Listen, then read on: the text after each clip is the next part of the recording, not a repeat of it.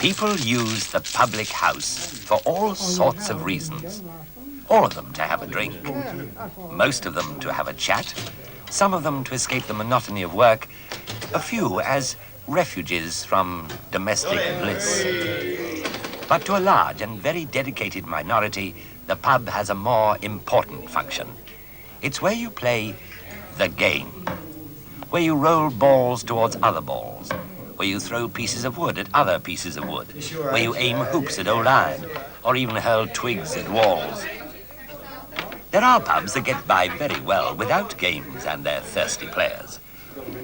But often the two go together in a very happy marriage. There are varied reasons for this, as Timothy Finn, specialist historian of pub games, explains.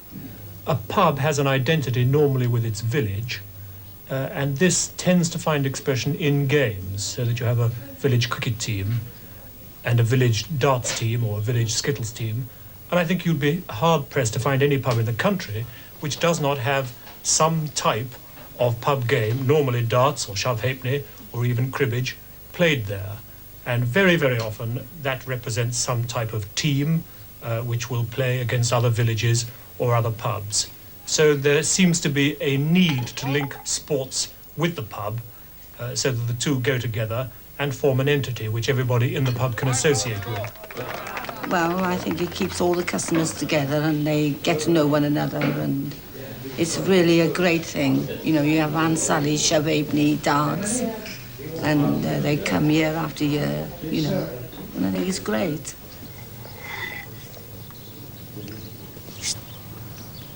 I like the atmosphere of the pub, and the atmosphere of Aunt Sally is far better, I think, than the atmosphere of darts or shove halfpenny, because I think Aunt Sally is definitely a sport which everybody that's, whether they're interested or not, if you go outside like we are today, and you go outside and people will watch and get more or less absorbed in the game. Well, you know, if you've got an Aunt Sally side and you're both playing each other out side and with your supporters and all, you finish up with about 50 blokes at a pub every Wednesday. I mean, it's putting money in the landlord's pocket, it's giving enjoyment to people whilst playing the game and all. And honestly, I can't see why every landlord don't, you know, have a team at Aunt Sally. The alley is 10 yards long, the upright is 2'6", and then the dolly is 6 inches high. When you're throwing, the actual important man now is the sticker up, because he's like an umpire or referee, whichever you like. His decision is final. Yeah, this game in Oxford is the sport of sports, I think. And I think if you've got an Aunt Sally team, if the landlord's got an Aunt Sally team, you've got a pub. But when you haven't got an Aunt Sally team, you haven't got anything. You play every Wednesday, you practice in the week, you talk about what side you'll play next week and all that, and you know, you get all keyed up, especially if you're playing a good sort of thing. You know, yeah. I think it's a great game. A number of pub games obviously developed from the materials which lay to hand. And we've got one very good example of that in Ringing the Bull, which is a game which is played in various pubs up and down the country. And the ingredients for that are quite simply a bull's horn, the ring from a bull's nose, a halter, and a hook to hang the halter on. What you do is you swing the ring round the room and try to get it onto the bull's horn. Now, those materials were available in every village in England or in every town in England, and they just simply made use of the ingredients which lay to hand in order to achieve a game. You will see exactly the same thing in Skittles. A medieval situation could not produce a round ball, so they had to develop various ad hoc ways of playing a game like Skittles. And I got one of them here. Look at this thing. This is old London Skittles. They couldn't make a round ball in very successfully in medieval times, so you developed a cheese, which you hurled through the air, and it landed on the Skittle, which is also a fairly big thing. And there were many, many devices to achieve a game which doesn't require a ball.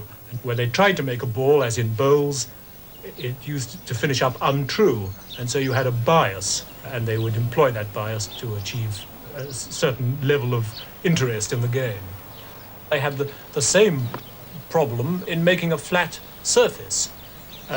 to roll any ball along. And it's not really until Elizabethan times that you begin to get the development of games which involve a really smooth lawn or a really well put down floor so that you can actually bowl things along. So one gets a very good idea of the age of a game by that distinction as to whether it does involve rolling something on a smooth surface or not. And a French pub game, if the French have pubs, is pétanque, which is now played in England in pubs and is spreading quite fast. It's a very ancient game played with iron or steel balls, and that will do well. So we're not fussy in England where we import our sports from. They just thrive on their own merits. That's it. Why people play pub games is a very difficult question to answer.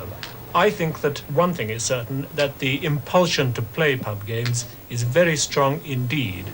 If we go back into our history, we'll find that the kings and the parliaments, from the very earliest times onwards, consistently banned the playing of pub games. The only game that you were allowed to play was darts, because it was considered to be part of archery, which was considered to be of military importance. That was compulsory, and that is why it is a game which is principally found in England and not anywhere else, because Englishmen were the greatest archers in the world in their day. When it was raining, you couldn't do the compulsory archery out of doors because the bowstrings would be ruined in the rain, so you had to come into the pub and carry on practicing archery inside. And what they did was whittle down an arrow and play either on a board or perhaps up against the end of a barrel in order to simulate a target. All other pub games were banned under penalty of very severe fines indeed, until finally the government suddenly gave up in Charles II's reign, banning anything at all, and then all hell was let loose. But you can find Henry VIII's legislation, for example, specifies shove halfpenny, shove groat, shuffleboard, cales, which is a form of skittles, skittles itself, bowling, all these things are forbidden to the lower orders. Gentlemen can do what they like. The origin of quoits is very obvious. It comes from horseshoes, and there are several pubs in England today which play quoits with horseshoes. There are some in East Anglia, and I know there are some also in Wales.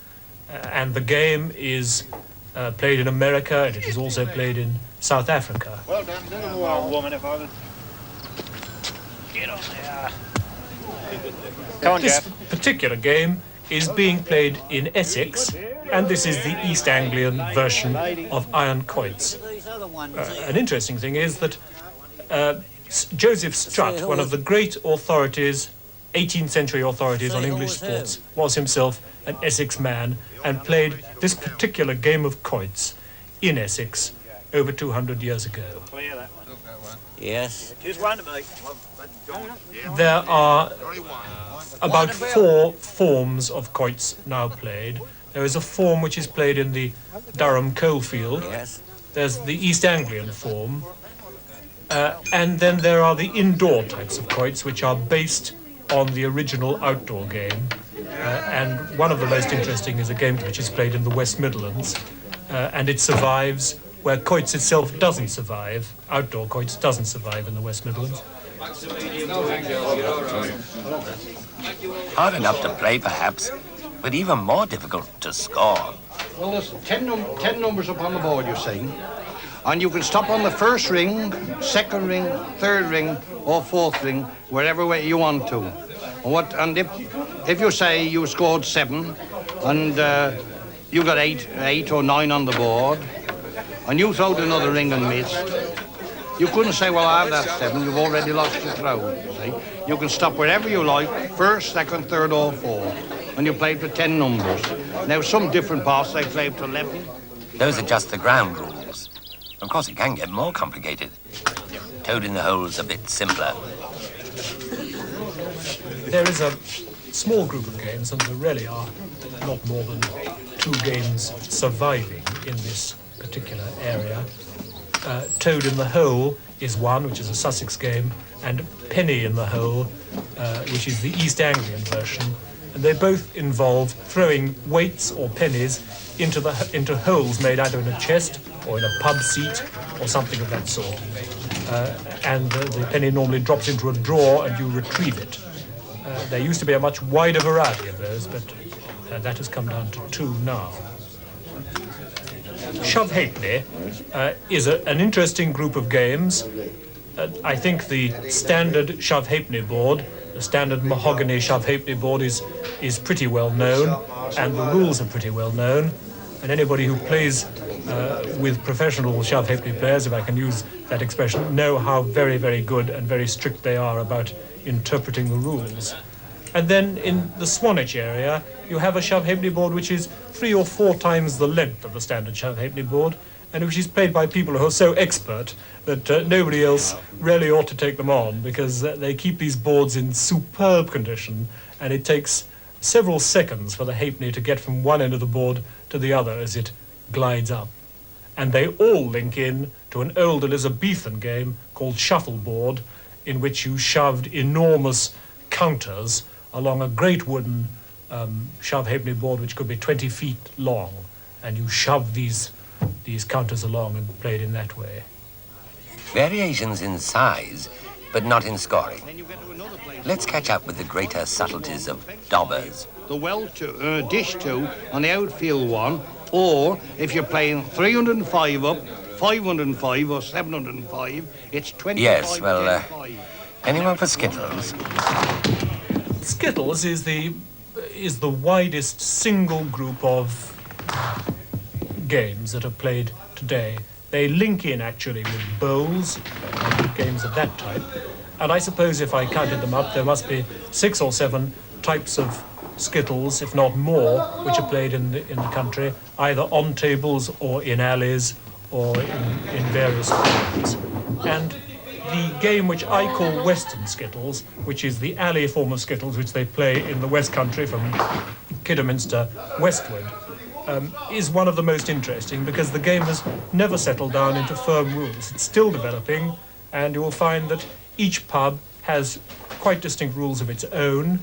In some pubs they play with 3 balls, in some pubs they play with 4, in some pubs those 4 balls are of different sizes, in some cases they are rolled, in some cases they are hurled, some have a kingpin, some don't. Some take the fallen Skittles off the board before the next ball is bowled. Others leave them on as being a hazard of the game.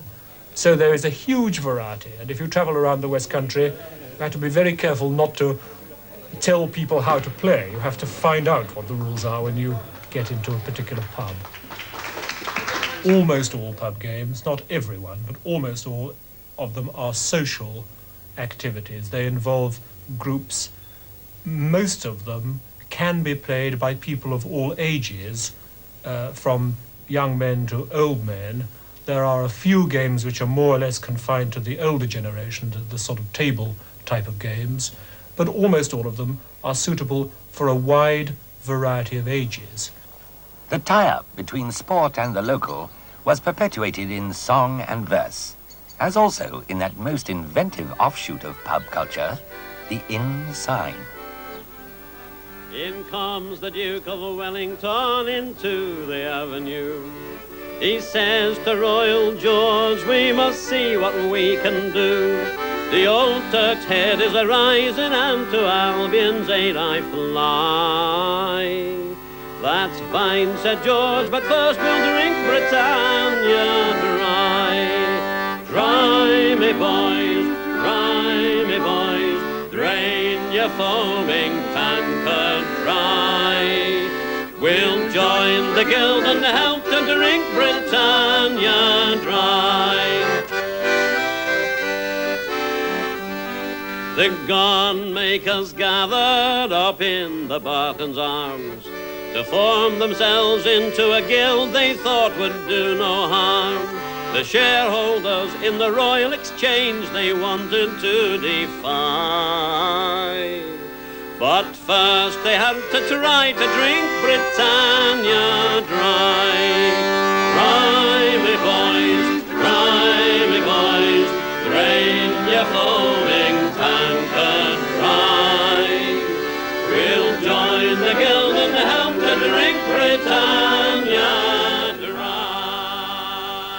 The pub sign, too, has produced its specialist historians, notably Eric Delderfield. Well, the inn signs really, I suppose, came over to Britain with the Romans, where everything was illustrated, every trade, every craft, schools, everything, by a mosaic sign outside. And this became, in the first case, quite a simple matter. But then when people began to travel in Britain, for instance, on the great pilgrimages, thousands of people began to travel and they had to be accommodated somewhere. You know, the normal person couldn't read or write, and he had to have a sign outside to tell him that this was somewhere where he could sleep and he could get a drink and so on and so forth. Well, this became such a business because all the abbots and people in the monasteries were building hostels to accommodate these people. And this is why you've got so many of the early signs with religious meanings, like the 7 stars and the salutation and the ship, for instance. You see a ship sign all over Britain, whether it's near water or not. The ship referred to the religious ark. And this is the sort of start that we had on inn signs. The interesting thing, I think, about some of these trade signs is the way they've grown up and become a tradition. For instance, the Jugs Arms. Now, Jugs were men who used to walk from the seacoast into Lewes in Sussex with a special-shaped hat and carrying the fish on their heads. And so you've still got a Jugs Arms. You can go on with this for practically every trade. The plasterer's arms, the mason's arms, the carpenter's arms. This stems really from when all the carpenters in the area used to meet as a sort of brotherhood and meet in one pub. And no other country in the world has got this sort of tradition, this sort of sign language, and we as a nation, I think, ought to make much more of it on a tourist attraction than we ever do. I don't think we often appreciate just how many sentences we use in a day that have stemmed from or been kept alive by pubs. I mean, for instance, one of my favourites is the Cock and Bull story. We're on a town on the Great North Road. In the old coaching days, there was a cock inn at one end and a bull inn at the other. Passengers used to come down from the north and change over at the Bull, and they used to do the same from London to the Cock. And when the traffic had got moving again, the coaches had gone their way, everybody would be talking about the news they'd both received. And it's like any of us seeing an accident today. I mean, we'd all give a different version. And so the result of this became a Cock and Bull story. We use it today. Hobson was an innkeeper who also ran a livery stable, and it didn't matter what horse you wanted, you had to have the horse that he wanted to give you, and this was Hobson's choice. He became quite famous for this, and we still use the word in the English language. But I think the best one of all here is my favourite story of the Marquis of Granby. Now, the Marquis of Granby was the heir of the Duke of Rutland, and he was a great cavalry leader, a very great soldier, and he fought in the Battle of Warburg in 1770, and he headed 7 regiments of cavalry in a charge. And he got so excited that he went to the front and he galloped ahead and his wig blew off and the sun shone on his pate, and this was the coming of the saying, "Going for it bald-headed." And just to finish off this story, when the war was over, he said that all his non-commissioned officers that had been wounded in this last battle, he would set up in a pub all over England, wherever they lived, if they so desired. He did just this, and we've got numerous signs to his credit today. And when he died, he was in debt to the tune of £37,000, but I think it was a very worthy cause. The first inn sign was merely a pole stuck outside a front door to inform the thirsty that a fresh brew was available from your friendly neighbourhood alewife. The sign has come a long way since then. At Cheltenham, there is a studio specialising in this art in the charge of John Clark. I started as a boy of 16 at the local Stroud Brewery, and I was very fortunate to be apprenticed to an elderly artist his father trained him. So I'm in the tradition. It is, of course, a craft tradition, but in the evenings I went to the local School of Art to shall we say, learn the academic side of it, so that the two are fused, and I realize that I am in a direct tradition. These are, of course, traditional signs.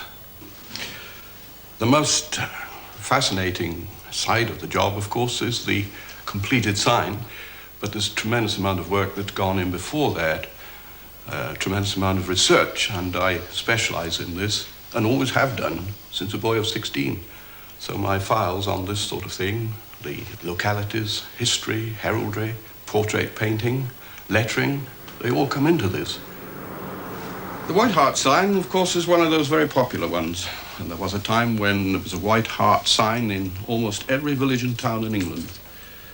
It's very popular because Richard is credited with having introduced legislation which was to the benefit of the innkeepers. And if I take from this drawer, the research drawer, where we keep our research notes and designs, I can see on the note, inns were licensed in the reign of Richard II. The name is of ancient use and generally reckoned to be his silver badge. It's interesting because it appears on the Wilton diptych, and all the angels in this famous painting at the National Gallery are shown wearing the White Hart badge of Richard II. It's interesting to know that you can have all the angels on your side. When we've done the research, of course, we're then in a position to start to produce either a small-scale sketch. In some cases, we go straight ahead with the full-size sketch. But the full-size sketch is a working drawing. It tells us what we need to know. It's the outline of the principal parts of the design, the composition.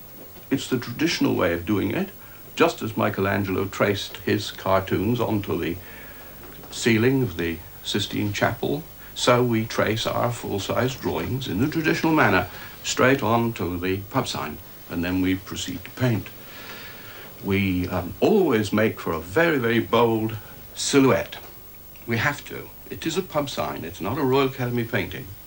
And then we feed into that certain detail which the local people like. But it still has to be a pub sign. It still has to be seen from a great distance. And we have to remember, of course, that in the old days they walked past the pub sign. Nowadays they drive past. A pub sign, of course, has to face frost and in the height of summer quite a considerable temperature. So the film of the paint must stand up to this. And our signs, when we say goodbye to them, we probably don't see them again for 8 or even 10 years, and some, of course, even longer. And during the 43 years that I've painted, I've seen some of them about 5 or 6 times.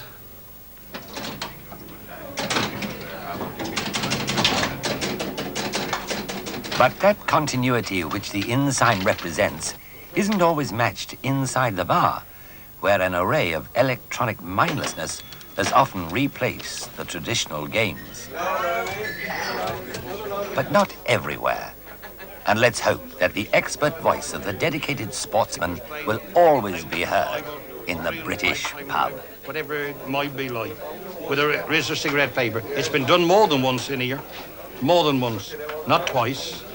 That was when that. But we don't very rare. We pay that's paying for the gallon light. Or 3 and 5, 5, I say 4, 5, 6, 7, or 8 aside light. But 1,005 when you're paying 8 aside.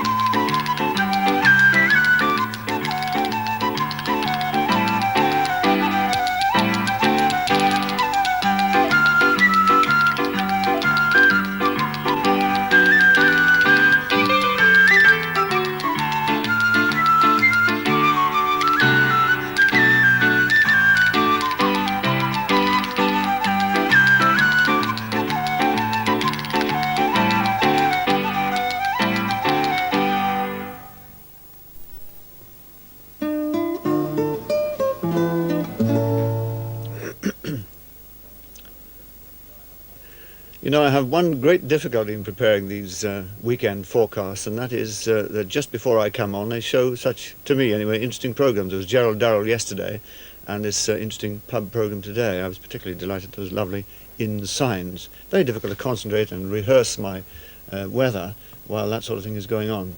However, let's take a look at what the weather is doing.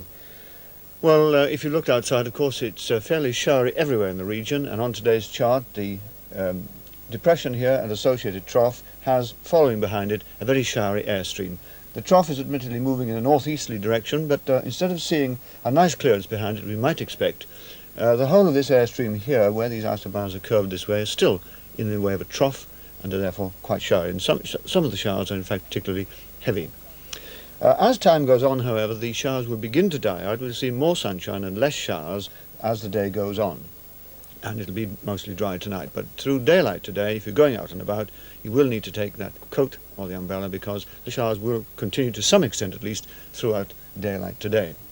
Looking at the midnight chart, the main trough, having gone up to the north and west, and also the depression moved away, leaves us in an airstream which is, as I say, gradually becoming less and less showery. So tomorrow, apart from the northern part of the country, it will be mainly dry. In fact, down here in the south, we will have a little ridge with us, which will help us to give us a dry weather. And we will see some sunshine tomorrow and some cloud. But at least tomorrow, I believe it will be dry throughout down here, at least more showers up there. Further out to the south and west, another trough coming along, which will probably give us rain on Tuesday. But for tomorrow, at least, certainly an improvement in the situation.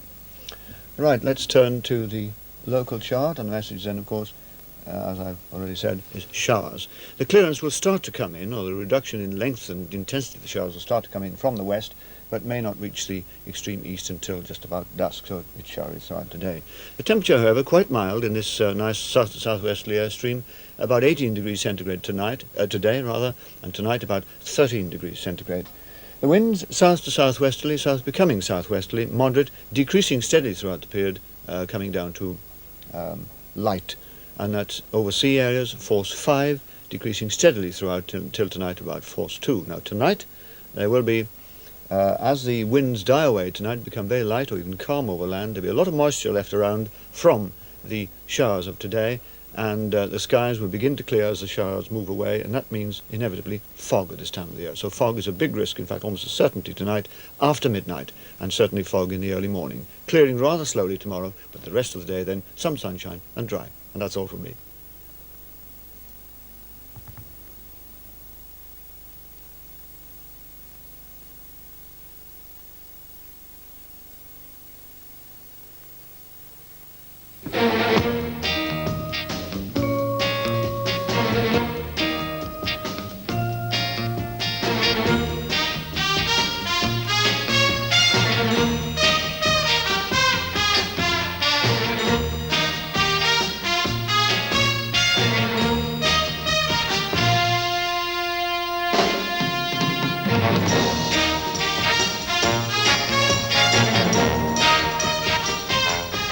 This summer, Little Neddy, that's the Economic Development Committee for Agriculture, it's better known as Little Neddy, came out with a major report which touched on the question of small farms and big farms. And generally speaking, the report came down in favour of the big farm, which in the Little Neddy view would improve the industry's efficiency, that is more big farms at the expense of fewer small ones. I don't want to get embroiled with an argument about big farms versus small farms because I think it would be unproductive, but I thought it would be a good idea if we had a close look at some small farms in our southern region. Well, now we're going to be looking over this series at 5 of them, 3 of which are County Council small holdings. The choice was quite fortuitous. They were simply presented to us as a good example of what a small farm should be. The first one we're going to look at is farmed by Tom Wells in Sussex, and here's my report from this farm. It's at Pett, and as I say, near Rye in East Sussex. Tom Wells took over here 10 years ago with his wife and 2 young daughters and started farming this East Sussex County Council small holding of what was then about 40 acres. Their 3-bedroomed farmhouse was council built in the 1920s. The daughters are young ladies now. Evelyn is studying to be a teacher, and Hilary is in her first year of a 3-year Bachelor of Science degree course in agriculture at Y College. Mrs. Wells has always helped her husband on the farm, and now Hilary is on strength. She milked the cows while her parents had a fortnight summer holiday. She shared duties with a neighbour who does relief milking one morning a week during the year. Tom, working for an uncle and part-timing, had saved about £3,000 capital when Lower New Barn Farm, which was the holding he'd always wanted, became unexpectedly available. Now, at that point, the family had decided to spend the money instead on building a bungalow of their own, or maybe emigrating.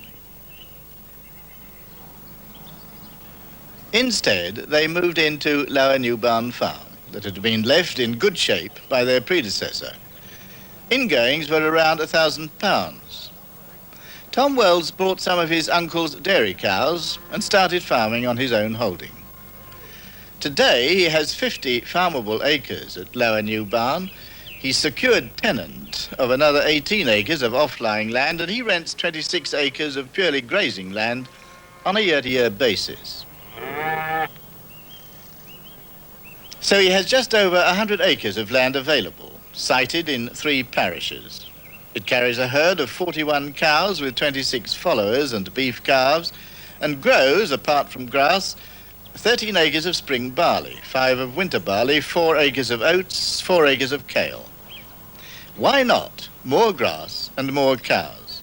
Well, he says he learned the hard way about the need for self-sufficiency during last year's drought and the previous dry summer. He was at one time more heavily stocked with 50 cows and 50 followers, but 2 successive dry summers and the escalating cost of feed dictated a change of policy.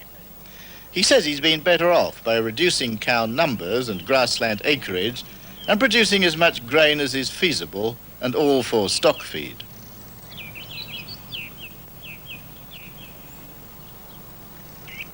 Rape goes in after winter barley, and his 4 acres of kale this season was a reasonable take, though he regretted being rather parsimonious with the seed rate to save money. He has the facilities and the gear for haymaking. His corn, which he can dry, store and grind on the farm, is combined by a contractor. A lot of equipment for 100 acres? Well, he says he wouldn't again want to be so reliant on grass, though on the Fairlight clay he suffered less from drought than his colleagues on lighter land. He's made 4,000 bales of hay barn-dried. To reduce noise, and particularly to save diesel fuel, he sold the diesel-driven fan which blew air through the stack. He now uses 3 electrically driven fans which extract, or suck if you like, air through. Sited on the top of the stack, they're quiet and so far have proved effective.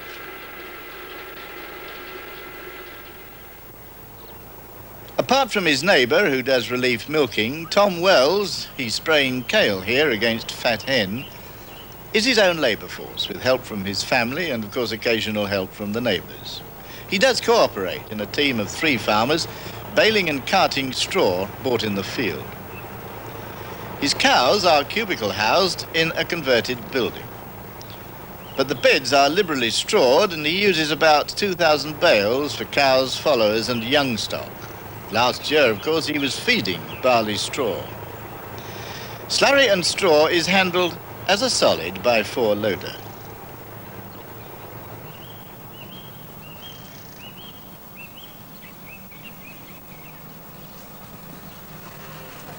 He rears about 12 dairy and beef calves a year.